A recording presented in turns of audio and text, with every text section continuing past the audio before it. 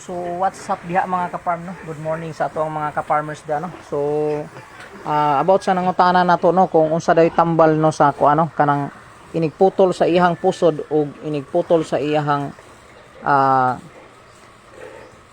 ikob no kay masamad man gina siya no. So wala lang kumukuha ninyo no kung saan tambala no, pero mao ni sa mga ka-farm no. Tagaan ta mo og isa ka kuan sa tambal no nga mura ni siya og kanang kuan itong mga ka-farmers oh. Yan oh. Tanawan yung mayagi ha. Mapalit niyo ni siya sa mga agribit mga ka-farm no. Yan oh. So mo ni siyang tambala no. Mabisa ni siya mga ka-farm no. Ang sulod ani siya is kini oh. Oh, yan oh. Pag mga samad-samad sa inyong mga anay no, mga baboy mo ni sa inyong ikuan no. I-spray ni siya mga ka-farm ha. Naguba mo ni siya mo, dili na siya ma-spray no, naguba na siya. So mura ni siya Pilox no.